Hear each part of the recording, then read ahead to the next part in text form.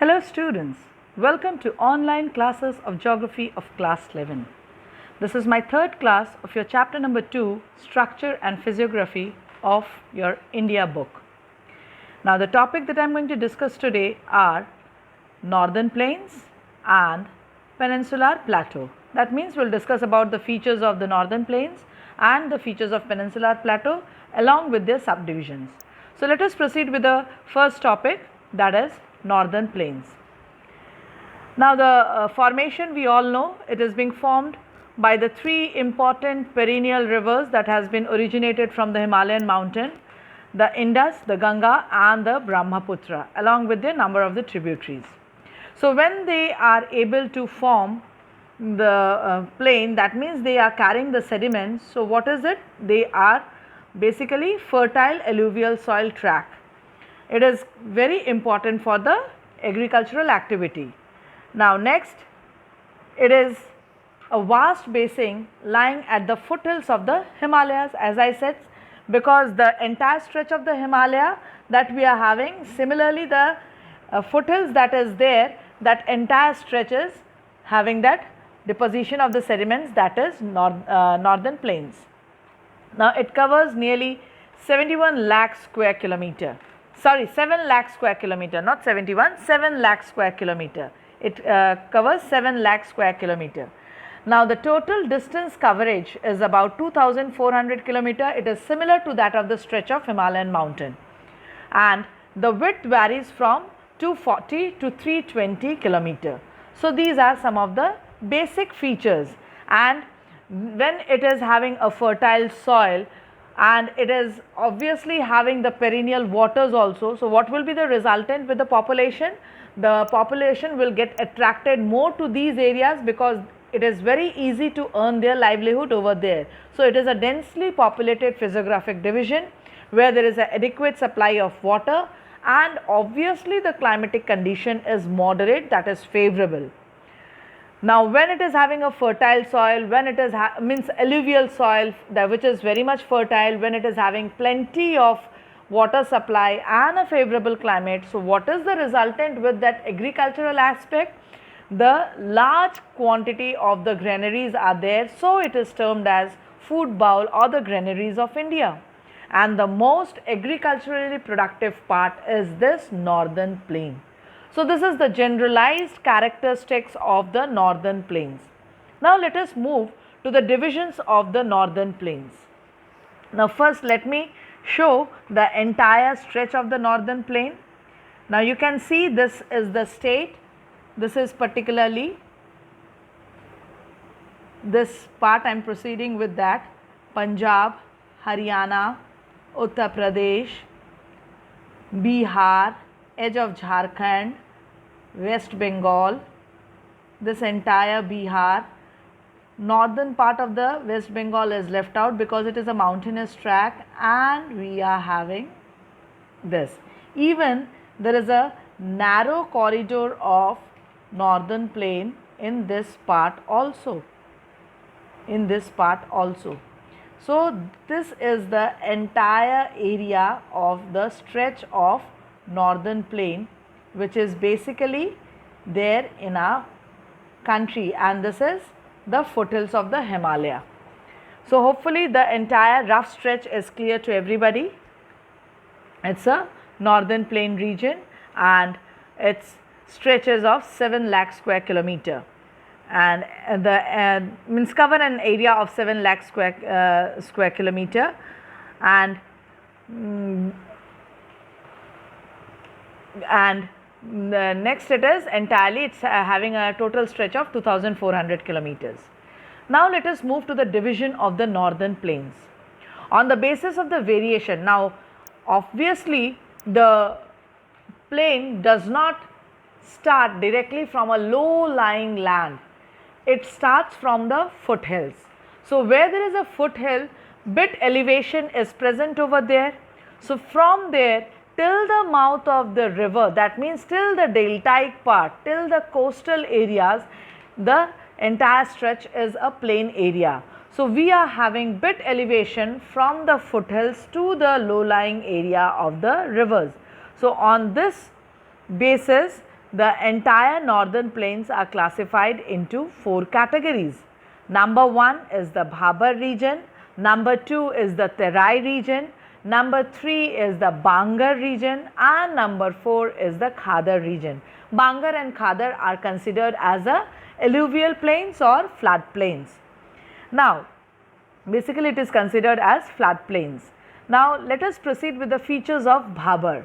It is a mountainous deposit of pebbles. Now, it is the zone from where the foothills of the mountain begin. So, it is a mountainous deposit and it's pebble. That means the soil structure is not fine. It is a narrow belt of 8 to 16 kilometer in width, a very narrow belt, and it lies just parallel to the Shivalik, which is the lower or the last classy layer of the Himalayan region. Now, what is the resultant when it is a pebbly structure? What is the thing? The streams that originates, that is coming from the mountainous tract, they just disappear in this pebbly structure. They just disappear in this pebbly structure, that is in the Bhabar region. So, these are the features. Now, when it is a pebbly structure, what is the resultant? It is not so very important for agricultural activities. Now, let us move to the next part of that is the classification, that is Terai. Now, just below Bhabar, that is south of Bhabar, is the Terai belt. Now, the soil structure here is finer. It is comparatively very fine structure. Now, when it is a fine structure, the stream that has disappeared in the pebbly structure of the Bhabar region, they again re-emerges out in this clay or the fine structure of the Terai region. And because of this fine structure, what is the soil condition? It is swampy and marshy, and it is thickly populated as well as forested. Thickly populated in terms of what? Not the population, rather it is in terms of wildlife and a forested region. Why? Because it is swampy and marshy region which supports good dense network of vegetation, and where there is a natural vegetation, obviously it will be a habitat for the wildlife. Now, but when it is a fine structure, what is the resultant? Our country is the second populous country, so we need entirely a flat land for the agricultural site. So, forests are being cleared out and the agricultural plots have been developed. This is about the Terai region. Now, let us move to the next. These are the two parts of the floodplains. One is Bangar and another one is Khadar. Now, Bangar is like a feature above the floodplains of the river. I said it is a part of a top part of the floodplains. Now, it consists of calcareous deposition. Calcareous means calcium concentration, known as kankar. Now, when the kankar or calcium is there, what is the resultant? The soil is not too very fertile because the calcium restricts the infiltration of the water and it also does not give better results to the that is the growth of the crops. Now, it is older alluvium. Its characteristics is it is a older alluvium. Older alluvium means that it is not regularly renewed by the flooded water or by the river water. Next, Khadar. It is a new alluvium.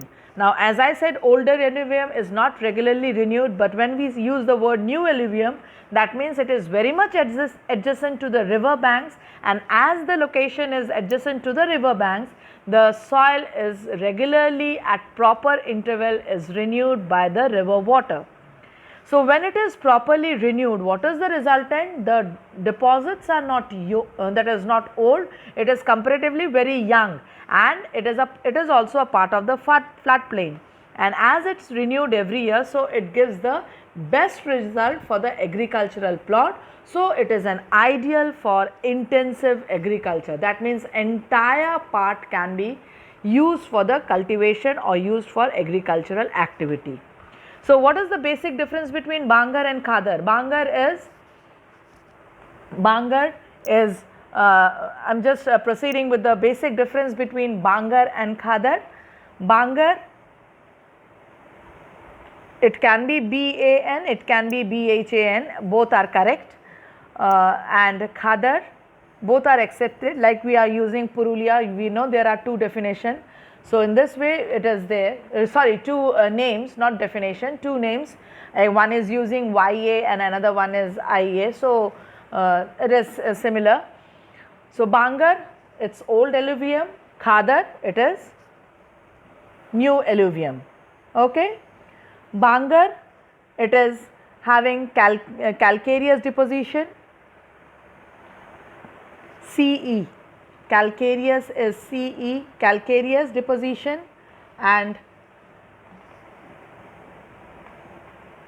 Khadar is fine deposition. Bangar, not renewed properly, but Khadar is renewed regularly. Bangar is not renewed regularly, and Khadar is renewed regularly. Then which is more fertile? Obviously Khadar is more fertile compared to Bangar. Khadar is more fertile, this is less fertile, and Khadar is more fertile. And what can be the last point of difference? Adjacent to, one is closer by to the river bank, one is away from the river bank. Away from the river bank, this is away from the river bank, and this is away from the river bank, and this is closer to the, adjacent to the river bank. So hopefully the 5 points of difference between Khadar and Bangar is clear to each and every student. Now let us move to the next part of it, that is fluvial landform. Okay, now let me just see the locations of the divisions of the northern plains. You can see this is the Himalayan track, and this is the mountainous track, and this is the foothills. Now this foothill part, it is the foothills. So what will be the zone present over here? It is Bhabar region. You can see pebbly structure. Now this is the river bed, that is the Terai region. Then comes adjacent to the river, you can see the blue structure, adjacent to that river area, that is Khadar, and away from the river bank is the Bangar. So you can get the exact locations of the floodplains as well as of the other divisions of the northern plain, that is foothills we are having Bhabar, then comes Terai, then comes Bangar, and lastly Khadar. Now let us move to the next part, fluvial landforms. Now fluvial, erosional and depositional landform. The word fluvial means the landforms that is originated due to the flow, and which things flows regularly, that is river. So due to the flow of the river, the erosional and the depositional landform that is formed is termed as fluvial landforms. Now you can see the picture what it's present over here. You can see the first is we are having the source from where it is originated, that is the glacier. Now rivers originated from there, and gradually when it enters to the middle stage or the mature stage, the rivers start winding it up, and when the rivers start winding it up, it forms meander. Now before this you can find out where there is a break of slope, the other streams joins the main river, that is basically termed as tributary, and this is the zone where the river confluence, that means the two things develop confluence, and when the two stream joins and confluence, that is termed as doab.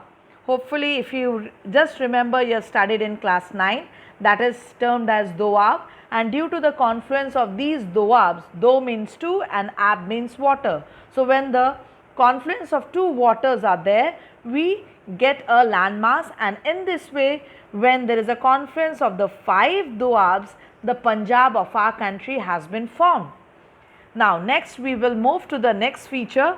You can see when excessive sedimentation is there, so the resultant, the river has already reduced the velocity due to its lower gradient and due to excessive sedimentation or eroded part.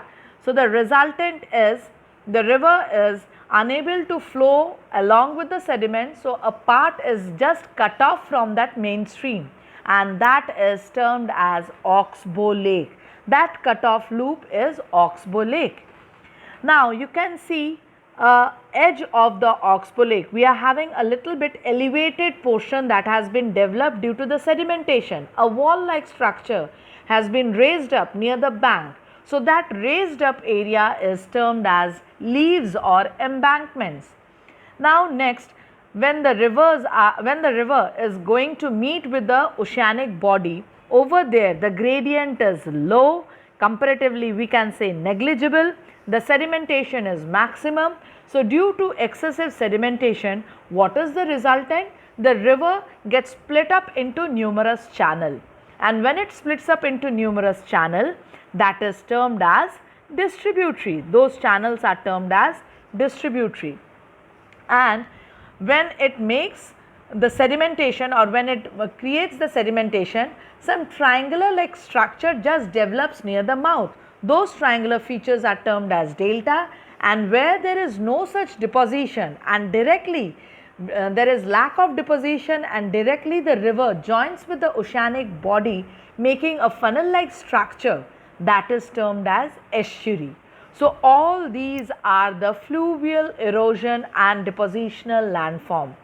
Now I am proceeding with just the explanation of all these landforms. Now the first is Riverine Islands.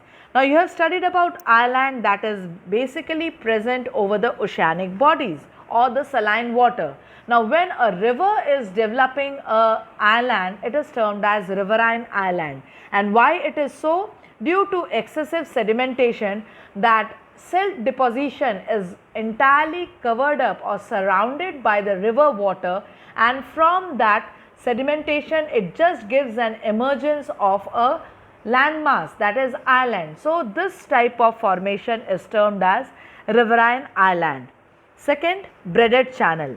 Now when such type of sedimentation or the silt deposition is entirely present in an entire course of a river, that means small patches of sedimentations are present in the entire course of a river, the whole stream or that entire river is termed as Braided Channel, means divided into smaller channels by temporary island called as eyots. Those are termed as eyots, means a small landmass, and this entire stream is termed as Braided Channel. So these are the two. The next are, you can see the picture. This is the picture of Riverine Island. You can see it's a picture of Riverine Island. Here it's river, that side it's a river, and that side is also a river water, but this area, low-lying area, has been deposited by the sediments carried by this entire stretch of the river. So this is Riverine Island. Now just below that you can see the small patches of these silt deposition. These are termed as eyots, and when entire stretch of river is having all these deposition of the silt, this whole stream is termed as Braided Channel. It is termed as Braided Channel. Now next we will move to this part. You can see it's a river water, but in between we are having the deposition of the sand. Because it's a low-lying area, the sand has been deposited over there. So it is also a riverine island, but it is not so very developed that where inhabitation can be possible. It's in an island means where it is human beings or the that is the wildlife or the living organisms can live over there, or they can make their habitat over there. But it's simply a deposition of the sand, so it is termed as sandbar. And lastly, you can see when the meandering is being done, the cut-off lake is there for the Oxbow Lake, and then the splitting up of the channel is there by forming the delta, and it is just making the that is the deltaic form or the distributary, and this is the Oxbow Lake where you can see the cutoff from the mainstream. So, you can get a clear picture from these pics. Now, next, what are the other features? I said meandering means when the river just move a serpentine like movement, that means S like structure, winding of a river. Oxbow Lake, it is C or U shaped when it is having a cutoff from the mainstream. Floodplain, due to excessive flood when the banks of the river develops or banks of the river that is makes a terrace like structure, it develops a terrace like structure, that is by the flooded water, it is termed as floodplains. Now, by the that is, it is given over the features, that is sandbars I explained, delta is there, estuary is there, all these explanation I have already given, and with the help of the that is the pictures that is already shown in the previous slides. Now, let us move to the next division, that is Peninsular Plateau. Now, you have already studied about the Peninsular Plateau in the first class of this chapter, that it is the first landmass to be formed, that is why it is oldest, and it is a tabletop landmass or a flat top table landmass, and as it is formed due to the volcanic eruption, that means igneous structure is there. So, it is old, having its composition with the old crystalline, igneous and metamorphic rocks, and as the structure is very hard, formed of igneous, so it is very difficult by the agents of erosion and weathering to erode the part. So, we are having broad and the shallow valleys, rounded hills are there, and the black soil region is there because of its parent bedrock of igneous rock. So, that zone of the black soil is termed as Deccan Trap.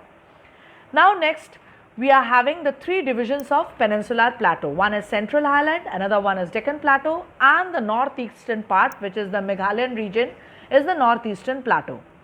Now, just move on to the Central Highland. Just move on to the Central Highland. It is elongated shape, means it is having from the west to the east, it is a elongated shape, and the that is the part of the Central Highland is between Malwa Plateau, which is there in the north, and bounded by Vindhyan ranges in the north, Satpura ranges in the south, Aravalis in the northwest, and Bundelkhand and the Baghelkhand is there. Even the Chota Nagpur Plateau is the eastern extension. Now, from west to east, it is comparatively the wider part is in the western and the eastern part is the narrower, and the rivers that drains over here indicates the slope. So, from where to where it is draining from southwest to the northeast, that is coming from the southern region moving to the northern region. So, the slope of the Peninsular Plateau indicates from the southwest to the northeast, and Chambal, Betwa, Sindh, Son drains the region, and these rivers, they basically join with the main important perennial river of our country, that is Ganga, and thus wise this is termed as, these are termed as peninsular tributaries of river Ganga. Even the Damodar is draining out the eastward extension of the Central Highland.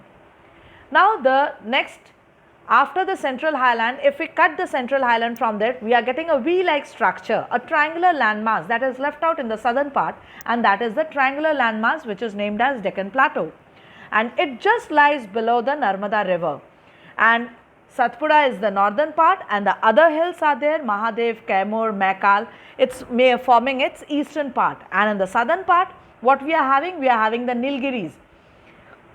We are having the Cardamom Hills and the Nilgiris, which is there in its southern part. Now, the height is more in the western part compared to the eastern part, and that is why the rivers that is originating from in this part, they are draining towards east, that is draining towards Bay of Bengal, originating from the western part of the Deccan Plateau and draining towards its eastern part. Now, the last division of the Peninsular Plateau is the northeastern plateau.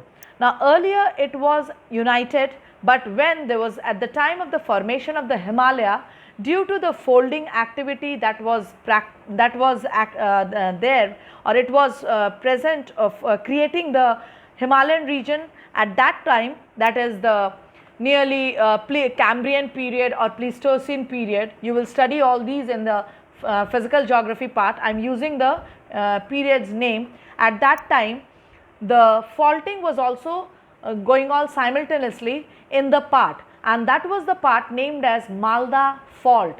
That means the present Bengal region, whether it is West Bengal or Bangladesh. So a fault was developed when Himalayan was rising up over there, a gap has been developed, and due to this part, the faulted region, the northeastern part of the India gets demarcated from the Chota Nagpur Plateau, and this northeastern part of the plateau region is the Meghalayan Plateau, or it is also named as Karbi Anglong Plateau. Now, there are some parallel ranges present over here, the Garo Hills, the Khasi Hills, the Jaintia Hills. These are very important parallel ranges present in the Meghalayan region, and we know that this is the region of the heavy rainfall, because hopefully you have heard about the place Mausinram Cherrapunji, which is situated in the Khasi Hills, Jaintia Hills, and over there the rainfall is extremely high. That means it is not only in India, it is highest for the entire world, and here the region is very much important for in terms of mineral reserves. The important minerals like coal, iron, limestone, dolomite, all these are important minerals are present over here. So, it is also very much important in terms of mineral reserves. Now, I am just proceeding to the last topic of today's class. Like we studied about the fluvial landforms, here we are having some erosional landforms due to the various agents of erosion, the features that have been developed over the peninsular region, that is the physiographic features of Peninsular Plateau. Number 1, tor, that is some exposed part of the jointed broken rocks. Number 2, block mountains are there, spurs are there, hummocky hills are there, dikes are there, and then comes rift valleys are there. So, I am just showing the pictures where you will get the clear view of it. Now, you can see this, it is a series of hills. It is a series of hills. Now, within this series of hills, you can see that they are just interlocking each other. They are interlocking with each other. This interlocking zone is termed as spur. Now, here you can see a wavy like structure. Here you can see a wavy like structure. Now, this wavy like structure, these are termed as, basically it is termed as hummocky hills.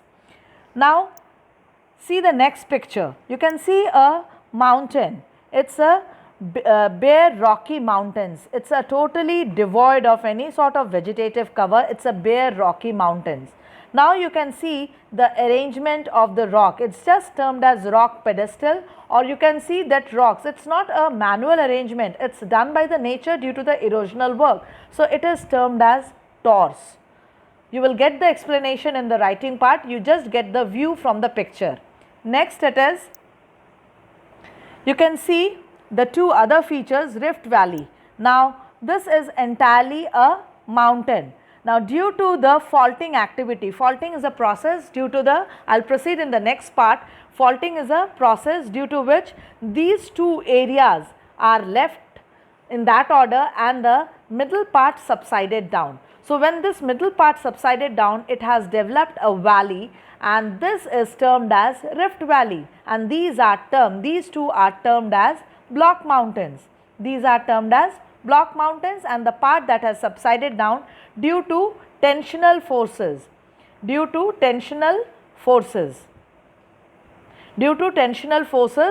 two parts have been departed, or a fracture has been developed, and the middle part is termed as rift valley, and this is termed as, these two are termed as block mountains.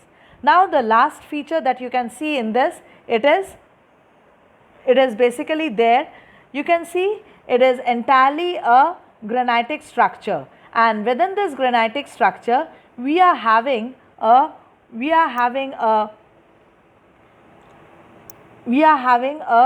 deposition. You can see a deposition.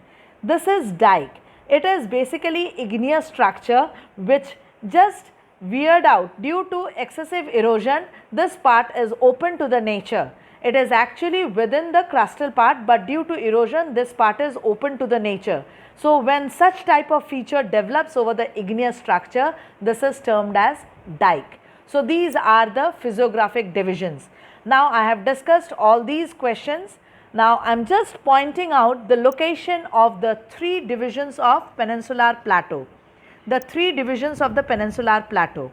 Now the central highland, this is the Malwa Plateau region, and this is the Vindhyan Plateau. It's a wider over here and it's gradually proceed to the Chota Nagpur region. This is the part narrower over here. This is the central highland region. Now we get a triangular structure over here. This is Peninsular Plateau, sorry, Deccan Plateau, and this is actually the Meghalayan Plateau. This is the Meghalayan Plateau, and this zone, it is Malda Fault. It's the Malda Fault or gap. It's a Malda Fault or gap. So you got the location. This is Central Highland, this is Deccan Plateau, and this is actually the Meghalayan region. So I have completed the 2 physiographic divisions of our country with its divisions and its characteristics. Your duty is to note down each and every aspect of every class in your copy in the order I am presenting it. And if you are having any doubts, just mention it in a comment section without any hesitation. Thank you for following today's class. Have a nice day.